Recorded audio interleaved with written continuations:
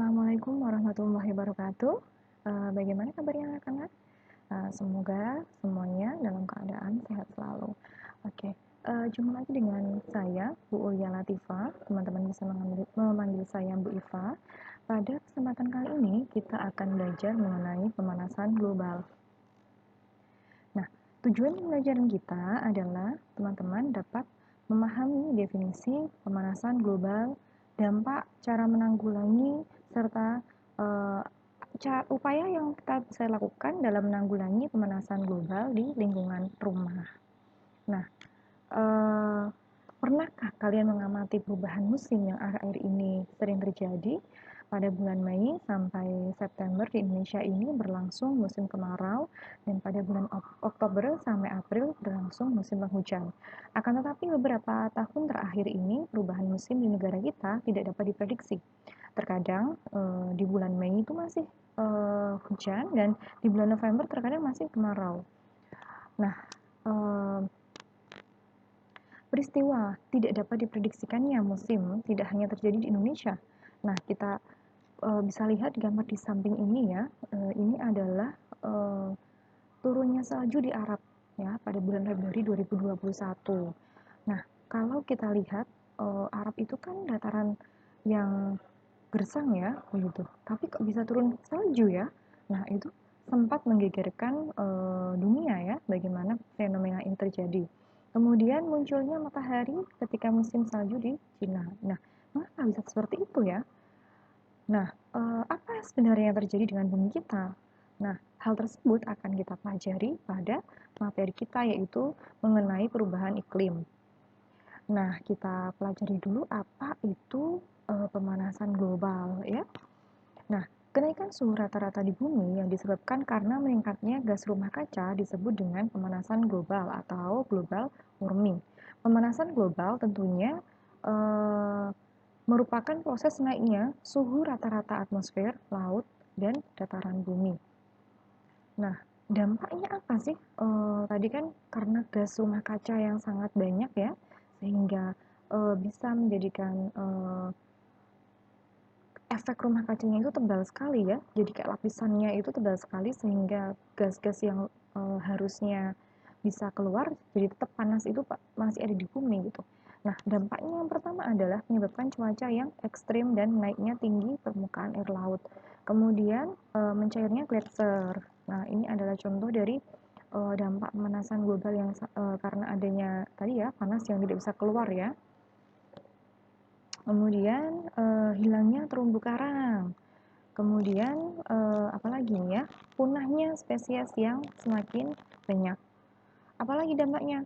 Nah, ini ya kita lihat kalau terlalu panas ini pasti petani itu juga kesulitan ya dalam menanam padi, akibatnya tidak ada air dan tanaman menjadi kering, akibatnya gagal panen ya. Kemudian ini apa? Menipisnya lapisan ozon, bahkan malah bisa terbentuk lubang. Nah, kemudian apalagi yang itu ya, kalau yang penyebabnya sih apa sih menyebabkan pemanasan global? Ya, apa saja yang bisa meningkatkan gas rumah kaca ya. Apa saja gas rumah kaca kemarin kan contohnya adalah karbon dioksida ya, CO2. CO2 ini bisa dihasilkan dari kendaraan bermotor ya, karena adanya emisi gas CO2. Kemudian kemarin gas rumah kaca itu apalagi metana atau CH4 ya. CH4 atau metana itu dihasilkan dari misalnya adalah kotoran dari hewan. Nah, kalau misalnya sapi itu 120 kilo nih per tahun ya. Kemudian kalau yang western cattle itu adalah sapi dari impor dari negara barat ya. Kalau ini yang negara timur ya. Kalau negara timur itu cuma separuhnya 60 kilo ya. Kemudian ada kambing itu 8 kilo per tahun, babi itu 1,5 kilo per tahun, dan manusia itu 0,12 kilo per tahun. Nah, jadi mengkonsumsi hewan-hewan yang mengeluarkan banyak metan itu juga bisa mengurangi adanya pemanasan global ya. Nah, kemudian apalagi yang menyebabkan pemanasan global? Tentunya adalah hal-hal yang bisa meningkatkan CO2 lagi, yaitu pembakaran hutan, ya. Kemudian penggunaan CFC. Penggunaan CFC ini karena CFC ini bisa berikatan dengan ozon ya. CFC bisa berikatan dengan ozon, akibatnya ozonnya berlubang. Ya. Nah, selain itu penggunaan pupuk yang bisa melepaskan gas N2O yaitu dihidrogen monoksida. Kemudian bagaimana sih cara yang bisa kita lakukan untuk menanggulangi pemanasan global? Yang pertama, kita menggunakan bahan bakar untuk bukan dari fosil tapi dari energi yang terbarukan. Misalnya adalah dari sel surya ya, dari energi matahari. Ya, kemudian penggunaan efisiensi bahan bakar ya. Jadi bensinnya dibuat biar lebih irit itu gimana? Berarti ditambahi zat-zat kimia yang bisa meningkatkan